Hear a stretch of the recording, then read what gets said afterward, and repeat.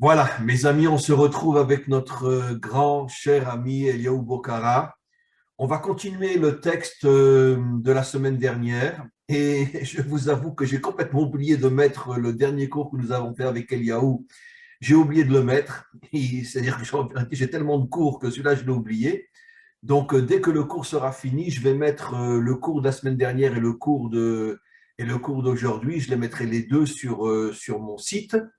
Et donc, on va continuer le cours. On avait donc juste une petite introduction et après, je vais lire en vitesse et puis après, on passe tout de suite à la discussion entre Eliaou et moi.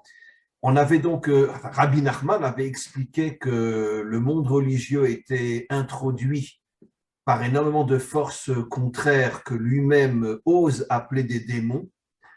C'est dur, je sais que c'est très, très, très, très dur. Si Rabbi Nachman ne l'avait pas dit, quelqu'un d'autre aurait osé le dire, je pense qu'il aurait été guillotiné.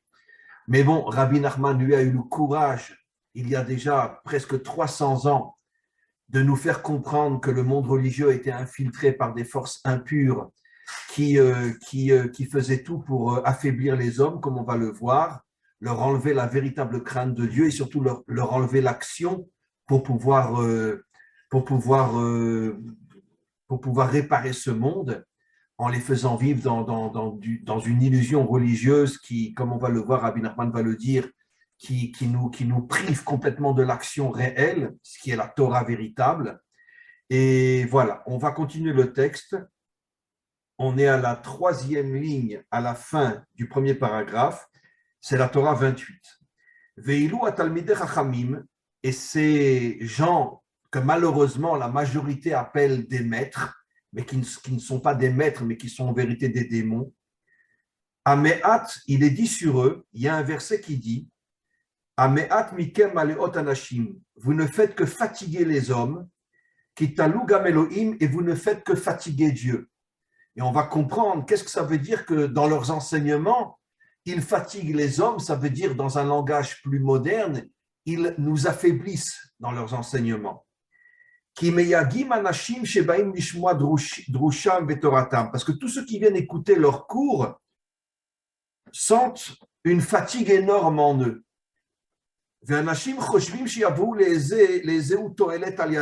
Et les gens qui viennent les écouter croient que leurs enseignements vont leur apporter quelque chose qui vont leur permettre véritablement de se construire. Et aussi qu'ils vont savoir, grâce à leurs enseignements, comment véritablement servir Dieu. Mais en vérité, tous ceux qui écoutent ces maîtres, qui sont en vérité des démons cachés avec une apparence humaine, ils ne reçoivent aucune aide, aucun conseil réel comment devenir un homme et comment servir Dieu.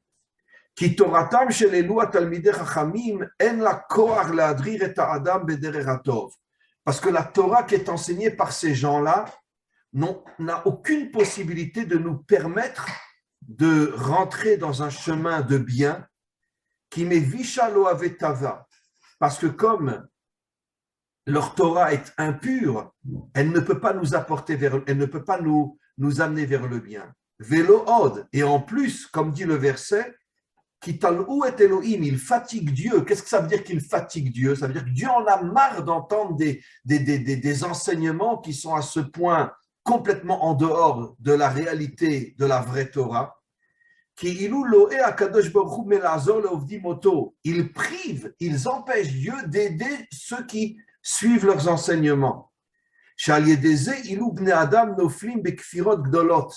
Et ceux qui reçoivent ces enseignements tombent en vérité dans une hérésie totale.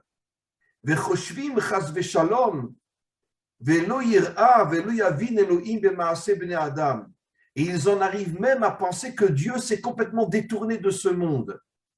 Et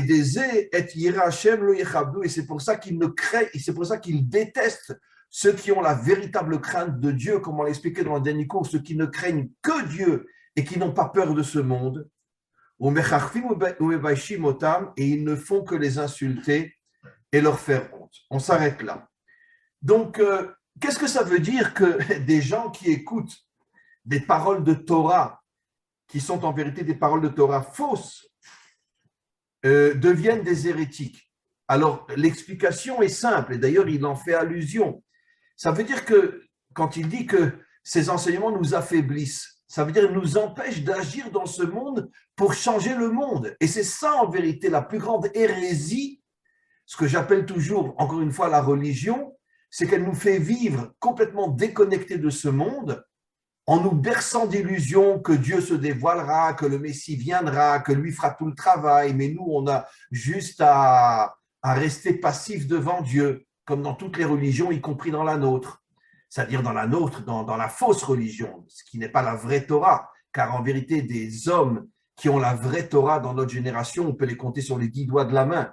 99% des enseignants de Torah n'ont aucune Torah, ils n'ont que la religion juive comme la religion chrétienne et rien de plus. Et donc, finalement, les enseignements nous privent d'être des hommes d'action comme le roi David. Je l'ai expliqué ce matin dans le cours de Zohar que j'ai déjà mis sur le site, qu'en vérité, que toute la raison d'être, de vivre dans ce monde, c'est de devenir des guerriers qui, en association avec Dieu, se battent contre le mal de ce monde pour le purifier, pour le nettoyer. Mais personne ne fait ça aujourd'hui, depuis des millénaires déjà, dans aucune religion. Et donc, pourquoi? Parce que nous recevons des enseignements, et ce n'est pas seulement dans notre religion, dans toutes les religions, 98 ou 19% des enseignants sont en vérité des démons cachés qui veulent tout faire pour affaiblir les peuples et pour les empêcher de devenir de véritables guerriers.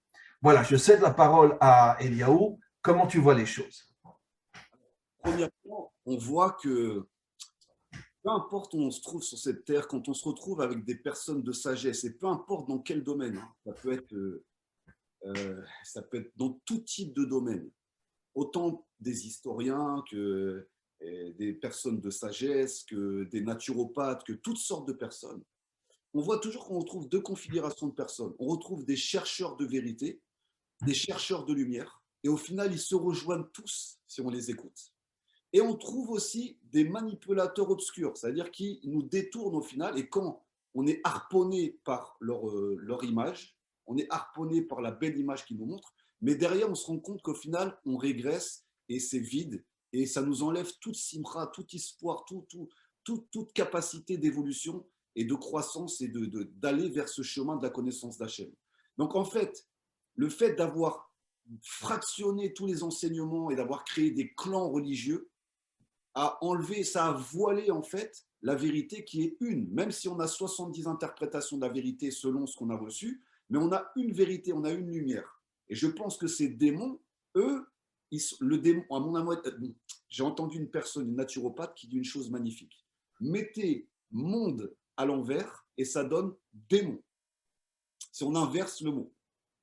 Donc les démons inversent. Et ça veut dire que c'est intéressant ce que tu dis, Léo, parce que si on met monde, ça fait démon, ça veut dire qu'en vérité, tu te déconnectes du monde. Exactement. Tu te déconnectes du monde. C'est exactement ça. Et elle expliquait que tout est une question d'onde dans ce monde. Donc si on inverse les ondes, ça fait démon, on inverse les ondes. Donc tout est inversé. Donc pour moi, ce que je ressens en tout cas, c'est que la sagesse universelle, elle est présente parmi tous les êtres humains. Cette lumière, elle passe chez tous les êtres humains. Et il y a, entre guillemets, des manipulateurs, et soit partout dans tous les peuples, qui se sont accaparés cette sagesse et qui la distillent au compte-gouttes de manière biaisée à l'humanité. Et ça, on le retrouve partout. Et c'est ce qui a créé aujourd'hui les religions, les courants, qui nous, en fait, ça nous abrutit, ça nous fait faire la guerre les uns contre les autres. Donc, au lieu d'aller vers le chemin de la lumière et d'une évolution planétaire et d'une évolution humaine, on régresse. Et pourtant, soi-disant, dans tous ces courants religieux, on recherche l'amour, on recherche l'élévation spirituelle, mais dès qu'il y a une croisade, on voit ce qui se passe. Mais excuse-moi de t'interrompre, mais la religion chrétienne, sans rentrer dans toutes les nuances de la religion chrétienne, qui est la religion de l'amour, c'est la religion qui a massacré le plus d'hommes, de femmes et d'enfants dans ce monde. Plus encore que les musulmans. Les croisades, l'Inquisition, les pogroms, c'est inimaginable. La religion qui se prétend la religion de l'amour est devenue la religion d'Hitler. On le voit derrière le pape, de toute façon. Moi, j'ai aucun problème à le dire. Le pape, c'est le symbole total de l'idolâtrie aujourd'hui. Et derrière le pape, il faut bien savoir que Hitler, à la base, il était lié aux catholiques, au catholicisme. Il était lié à l'Église. Et c'est des idées qui ont été soufflées par l'Église à Hitler. Ils ont fermé les yeux jusqu'au bout. Maintenant, il y a eu des prêtres qui, eux, ont vu, comme partout, qui se sont détachés et qui ont voulu sauver des juifs, qui ont voulu combattre le nazisme. Bien sûr, il y a eu, surtout en France, il y a eu beaucoup d'hommes religieux qui ont sauvé des juifs, absolument. Et bien sûr, mais à Parce la qu'ils ont compris que le système, ce qu'on appelle l'établissement religieux, est une véritable pourriture. eh ben oui, donc on voit bien que les papes, jusqu'à aujourd'hui, la majorité sont des démons, au final. Et moi, j'ai aucun problème à le dire. Et on voit la même chose chez ces soi-disant imams qui prennent des gamins de 6, 7, 8 ans, qui prennent le budget qu'on leur envoie et qui sont en train de sacrifier complètement les gamins et le peuple entier au nom, soi-disant, de gagner le paradis. C'est du mensonge total. Et on voit la même chose par rapport à tous ces rabbinim qui sont en exil, en galoute, et ça, je ne le comprendrai jamais.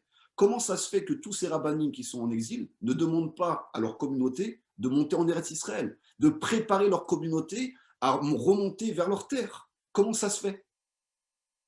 Mais parce qu'ils gagnent plus d'argent en Amérique qu'en Israël.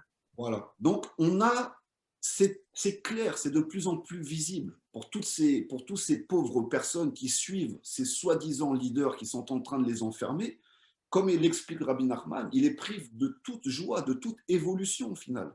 Parce que ce soit le pape qui ment à ses fidèles depuis des siècles et des siècles, aujourd'hui sont en train de se rendre compte de toute l'histoire que Jésus c'était un hébreu qui pratiquait complètement la Torah. Les gens sont en train de s'en rendre compte, sont en train de se détacher de ce mensonge. Ça prend du temps parce que c'est ancré dans leur cerveau depuis longtemps.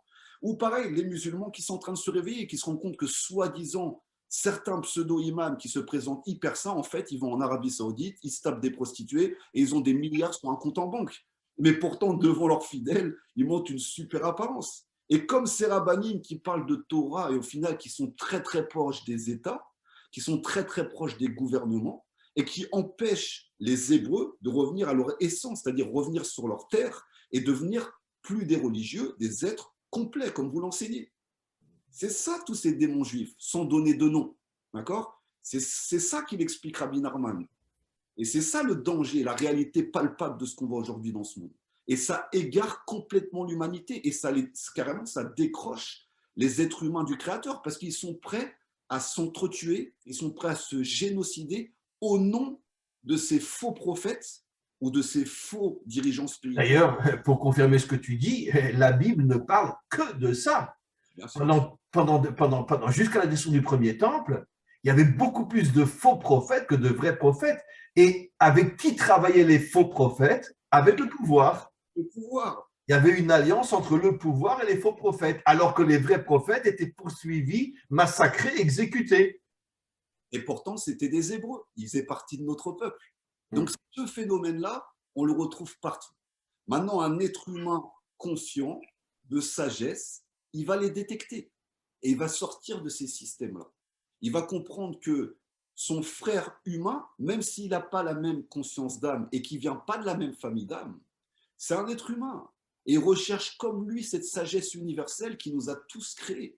Donc il n'aura pas de problème à rester ce qu'il est, authentique, à respecter ce qu'il est et être en harmonie avec des gens qui sont aux quatre coins de la planète et qui recherchent cette même unité. Alors, la question est, mais comment repérer un démon déguisé en enseignant et un maître authentique? Sur quel point on va pouvoir faire la différence? Parce qu'aujourd'hui, 99,9% de ceux qui suivent les enseignants de Torah dans toutes les religions suivent dans leur grande majorité des démons, tels que Rabbi Nachman le dit, puisque ces personnes-là ne font rien pour aider l'humanité à se prendre en main et à agir pour nettoyer ce monde. Donc, enfin, j'ai la réponse, moi, mais je voudrais l'entendre de ta bouche. Comment on va détecter un enseignement de déguisé d'un enseignement authentique? Est-ce que ces soi-disant fidèles, entre guillemets, est-ce que ça va être des êtres qui sont constamment en attente d'une aide du Créateur et sont dans la non-action totale? Donc, c'est tous les sectes qu'on a vus jusqu'à aujourd'hui.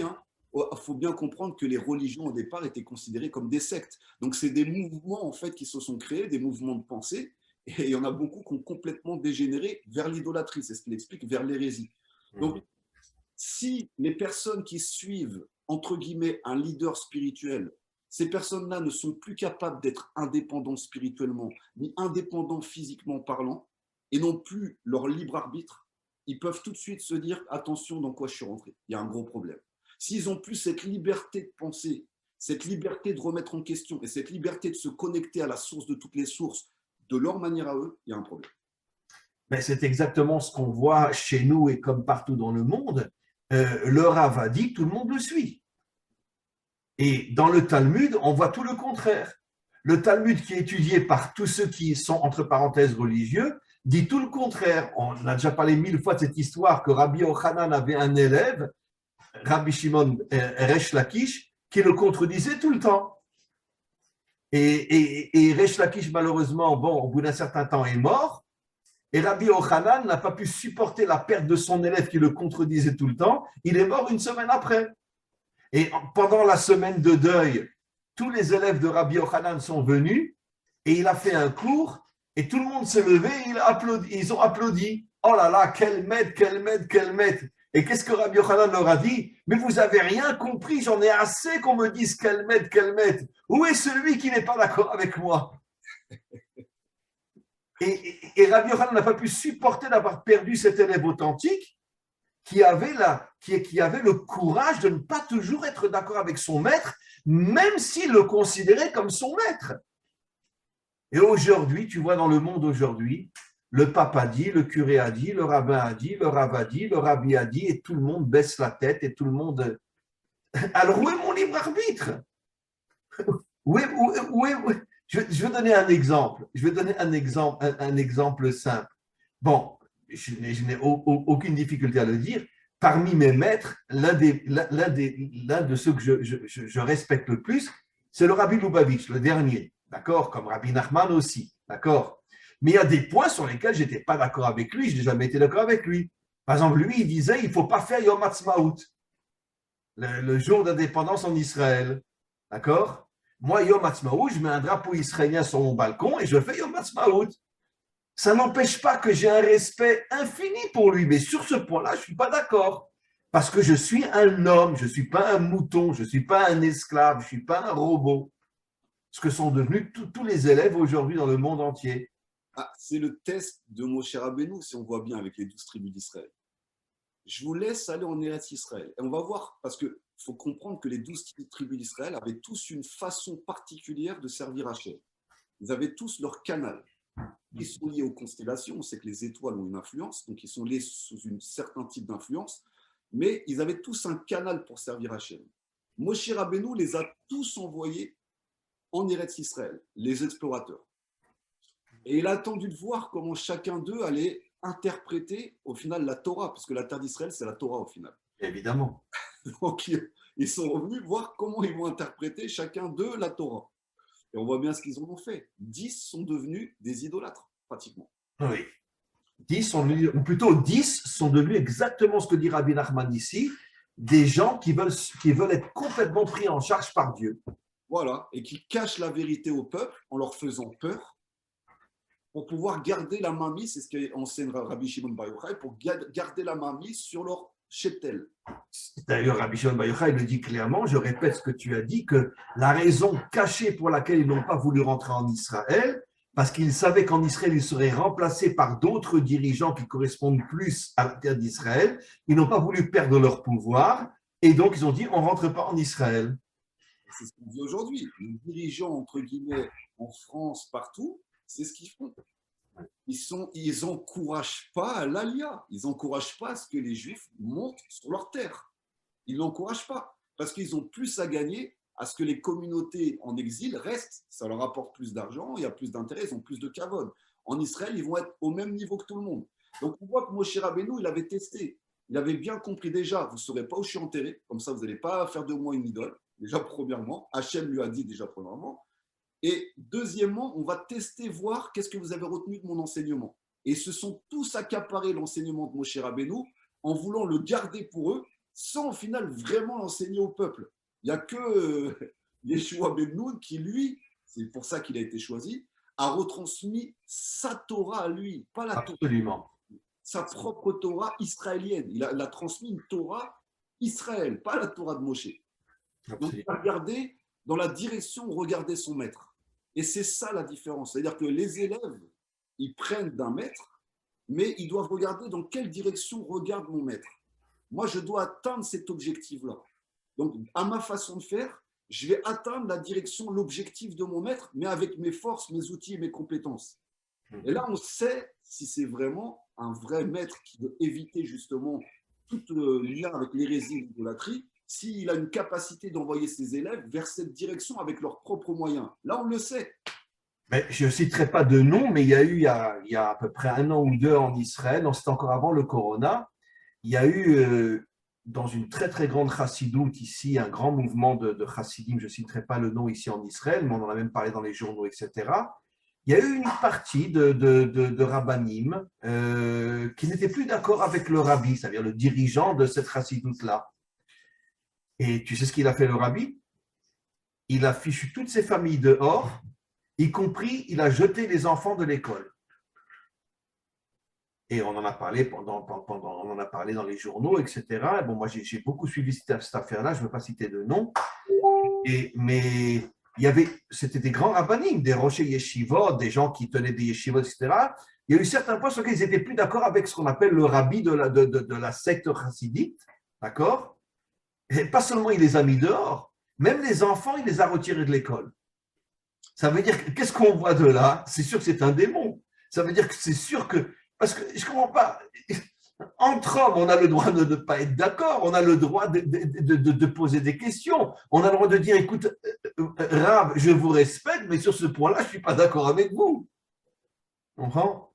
Et on le voit dans tout le Talmud, toutes les marloquettes qu'il y a, et pourtant, ils se respectaient. L'exemple le plus fort, là où il y avait les 2 maîtres qui étaient constamment comment on appelle ça? Ils étaient constamment en conflit sur le plan Torah.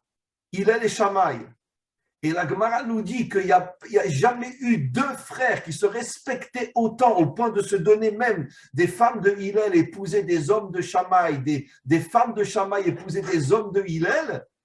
Ils avaient un amour fou l'un pour l'autre, mais ils n'étaient pas d'accord dans la manière de voir la Torah.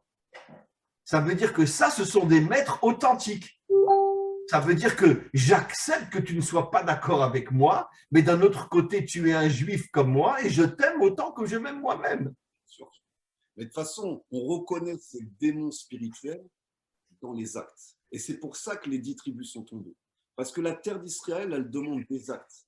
Elle n'est pas basée sur de la théorie. Elle n'est pas basée sur un discours, la terre d'Israël. La terre d'Israël, elle se joue comment tu combats, comment tu cultives ta terre, comment tu gères tes affaires, comment tu protèges tes frontières. La terre d'Israël, elle n'est pas théorique, elle est pratique. Donc, la terre d'Israël, c'est une Torah pratique. Donc au final, le problème, c'est que si un dirigeant, le roi David, il allait avant ses soldats au combat. Il montrait le premier, il se mettait toujours en avance. Voilà, il allait, il disait, venez, on monte, ils étaient 10 contre 800, contre 1000. Il partait avant, il montrait l'exemple, il y en avait qui avaient peur, il allait. Et donc c'est ça, c'est là qu'on voit un vrai leader, c'est-à-dire qu'il montre, il vit ce qu'il enseigne. Et on l'entend, je ne sais pas si c'est dans la Gemara ou pas, mais que si tu veux vraiment apprendre de ton maître, c'est bien, entre guillemets, de le servir, d'être proche de lui, pour voir comment lui, il vit dans la vie de tous les jours. Je reprends ce que tu dis, c'est une notion très importante, mais c'est incroyable. Effectivement, nos maîtres nous disent comment être sûr que ton maître est un vrai maître, pas seulement si tu prends ses enseignements, parce que la vitrine est très belle, mais parce que tu vis à ses côtés, ça veut dire que tu t'arranges pour pouvoir rentrer dans sa maison, etc., et voir comment il vit. Et voir comment il vit. Tu sais que le Talmud raconte une histoire, Eliaou, absolument incroyable, d'un grand maître qui enseignait beaucoup sur le shalom bayit, sur la réussite du couple. Et un jour, il est rentré à la maison et un élève l'a suivi de loin. Et de loin, il voit, parce qu'il voulait voir, bon, tu parles toujours du couple, j'aimerais bien voir comment tu es avec ton couple. Et il le voit rentrer vers la maison et sa femme l'attend dehors. D'accord?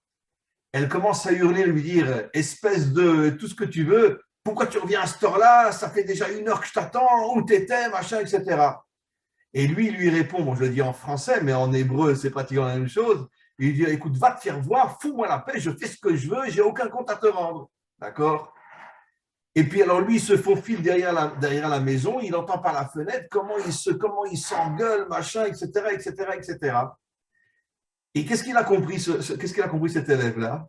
Que la vitrine était très très belle. Mais le Rav qui parle toujours de la réussite du couple, son propre couple, il était déjà dans l'abîme complètement. C'est ça les démons qui parlent. C'est-à-dire que c'est toujours une belle façade, mais la pratique, et c'est ce que vous enseignez sur le cours du Tania que vous avez fait, qui est magnifique. Et moi, je peux le voir parce que j'ai été à vos côtés. Quand vous parlez de combat, vous combattez. On a déjà mis les gants ensemble. Vous êtes dans la réalité de ce que vous enseignez. Ce n'est pas juste quelque chose qui est à distance. Mais on se rend compte que ces mauvaises forces spirituelles, dans la réalité pratique, il n'y a plus personne. Et c'est là qu'on doit voir vraiment ces enseignants. Est-ce qu'ils appliquent ce qu'ils enseignent?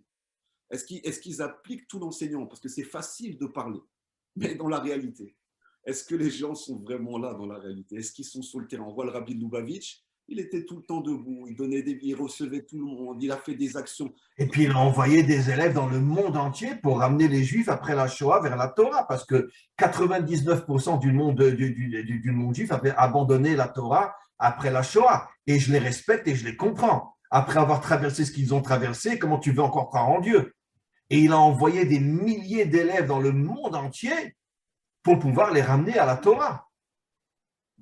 Donc il a prouvé ce qu'il enseigne. Et c'est ça qui nous permet de voir. Parce que un discours lisse, et vous l'avez très bien dit avec le christianisme, moi je regarde l'histoire. Je regarde par exemple ce que le christianisme a créé dans le monde. En Afrique, ça a été l'esclavage, les conversions forcées. En Amérique du Nord, ça a été l'extermination des Indiens. En Amérique du Sud, ça a été les conquérants espagnols qui ont… En Amérique, l'esclavage des Noirs. En Amérique, en plus, l'esclavage au nom de la Bible. Parce que, soi-disant, Ham avait été maudit parce qu'il était noir. Très mauvaise compréhension. Et ce n'est pas seulement l'esclavage. Toutes les jeunes filles étaient violées des centaines de fois par semaine. Les hommes étaient pendus, torturés à mort. Les femmes étaient toute la journée violées, etc. C'est une horreur ce que, soi-disant, les chrétiens ont fait aux Noirs en Amérique. Et jusqu'à aujourd'hui, beaucoup d'Afro-Américains ou de chrétiens africains portent les stigmates de tout ça. Bien sûr. Il y a eu tellement de peur, de traumatisme, qui se sont convertis au final de peur. Comme beaucoup de juifs se sont convertis aussi de peur au catholicisme, au christianisme, sinon on les mettait au bûcher. Aujourd'hui, il ne faut plus leur parler du judaïsme. Alors que ça se trouve, sur 3-4 générations, c'était des juifs qui se sont convertis au Portugal ou en Espagne, parce que sinon, ils passaient au bûcher. Parce qu'ils avaient peur d'être brûlés vifs, bien sûr. Voilà, ils avaient peur d'être brûlés. Et là où je voudrais rebondir sur une phrase là, pour terminer, ce qu'on a lu, que quand on dit qu'il fatigue Dieu, alors c'est quoi? Chez Aliédézé et l'Oubné Adam, à cause des enseignements de ces faux maîtres, tous ceux qui les écoutent, Noflim Bekfirot Gdolot, c'est-à-dire ils tombent dans une grande hérésie, c'est quoi?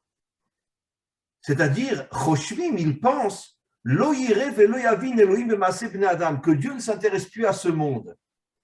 Mais là, c'est extraordinaire, parce que finalement, je peux comprendre que des millions de Juifs après la guerre, après la Shoah, ont tout lâché. D'accord? Surtout dans le monde ashkénaze, 90% des ashkénazim ont tout lâché. C'est normal après ce qu'ils ont traversé. Moi-même, j'ai grandi dans une maison, mes parents sont des enfants de la Shoah. Ils ont perdu leurs parents quand ils étaient très, très jeunes. Et je peux te dire que jusqu'à l'âge de 15 ans, je ne savais même pas que Yom Kippour existait.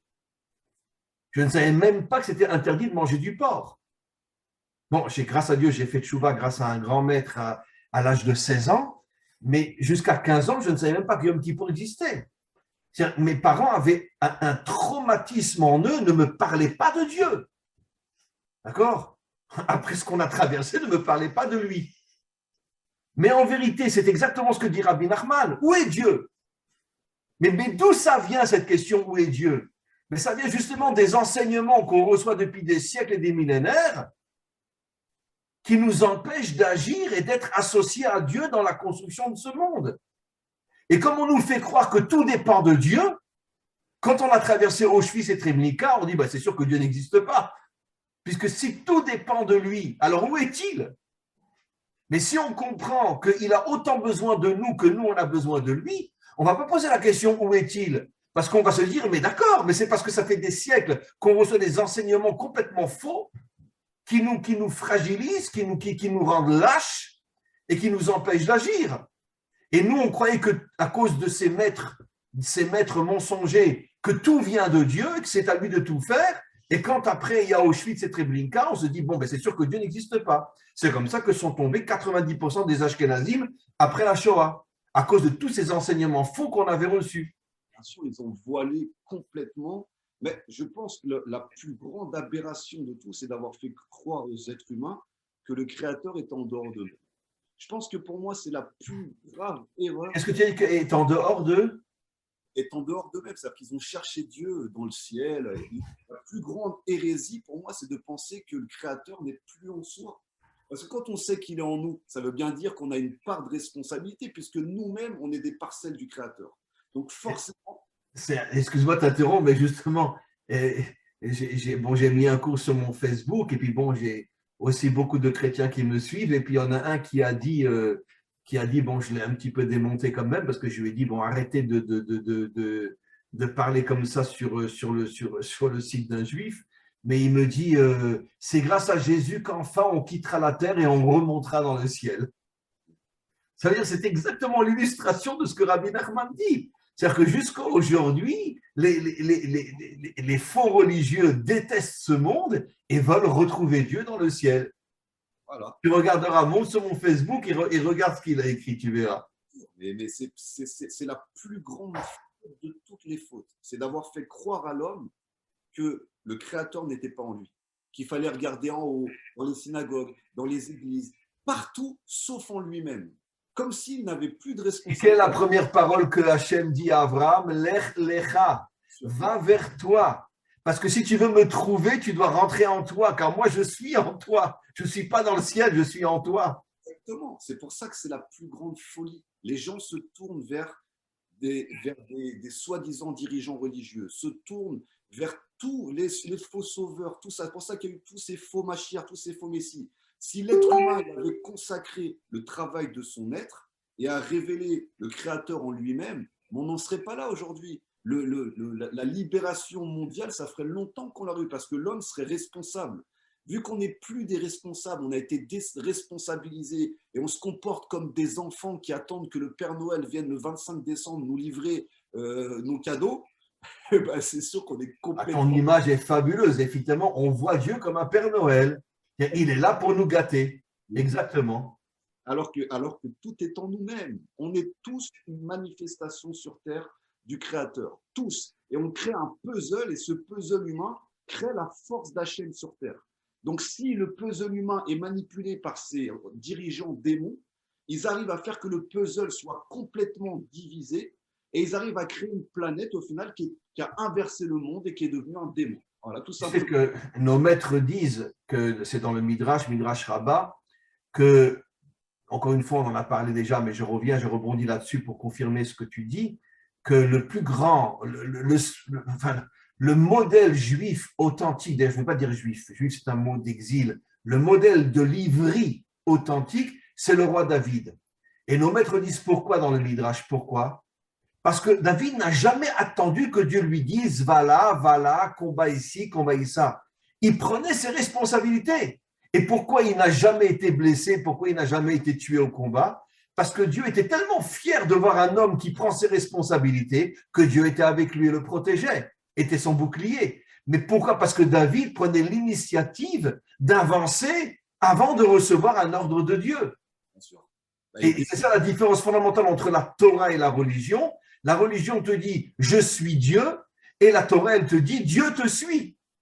D'ailleurs, mais c'est un verset, un rachi explicite dans Noir, Parchat Noir, qui dit que Et à Elohim italer Noar, que Noar il avançait toujours avec Dieu, et il rapporte, regardez tous dans le Rashi, si vous l'avez en français aussi, dans Parchat Noir au tout début, et il dit Abraham allait devant Dieu, et Dieu le suivait pour l'aider.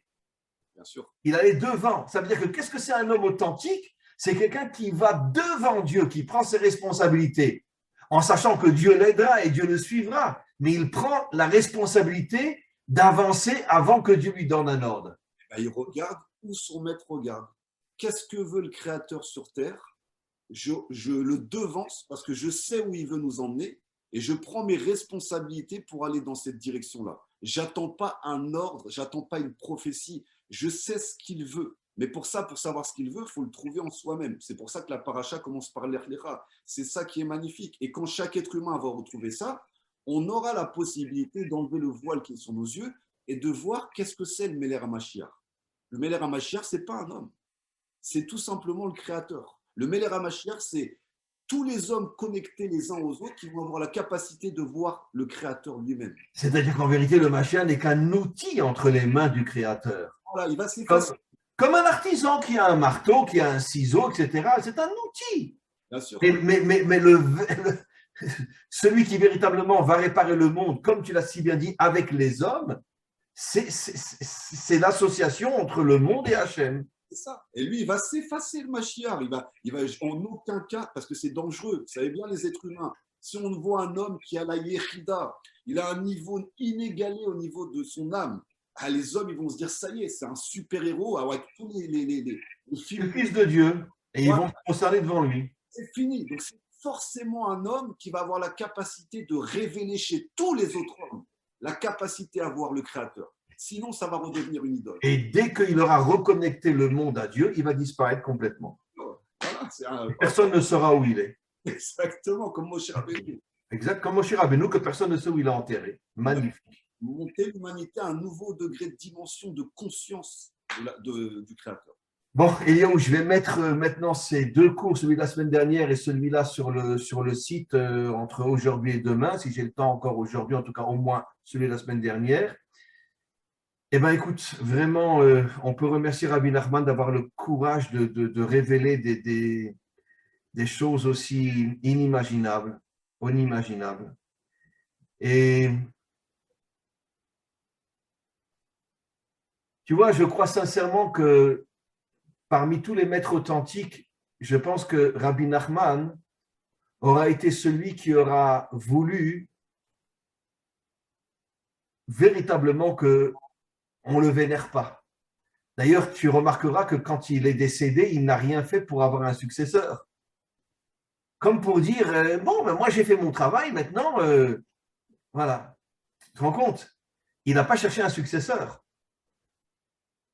Et bon, et avec les années, aujourd'hui, dans le mouvement Breslev, Rabbeinu, on parle que de lui, on ne parle plus de Dieu. Ça veut dire que on voit que même les maîtres authentiques, d'une certaine manière, se font trahir par leurs propres élèves. C'est ce que tu as dit, je rebondis sur ce que tu as dit. Ça veut dire que c'est le culte de l'homme. Et le Mashiach, je pense que le premier travail qu'il va faire, c'est de nous nettoyer du culte de l'homme. Nous ne devons servir que Dieu. Nous devons respecter les hommes grands, mais les respecter. Je donne un exemple très simple. Nos maîtres nous disent un homme doit aimer sa femme comme lui-même et la respecter plus que lui-même. La respecter veut dire qu'on est d'accord avec elle à chaque fois qu'elle ouvre la bouche. Ça veut dire qu'on n'a pas le droit d'avoir des disputes. Ça veut dire qu'on n'a pas le droit de dire non, je ne suis pas d'accord. C'est exactement ça. Avec un maître, on doit le respecter, mais on ne doit pas forcément être toujours d'accord avec lui, comme dans un couple. Vous comprenez? Et malheureusement, tous les mouvements dans le monde entier, les catholiques, les protestants, les évangélistes et les juifs chez nous, et ne parlons même pas de l'islam, c'est encore pire, ça veut dire que le maître a dit, le maître a dit. Alors que le maître lui-même, je suis certain que s'il avait su ce qu'on ferait de lui, il se serait peut-être jamais dévoilé de peur qu'on fasse de lui justement un petit Dieu. Je pense, Araf, qu'on peut voir justement ces maîtres parce qu'il faut des leaders.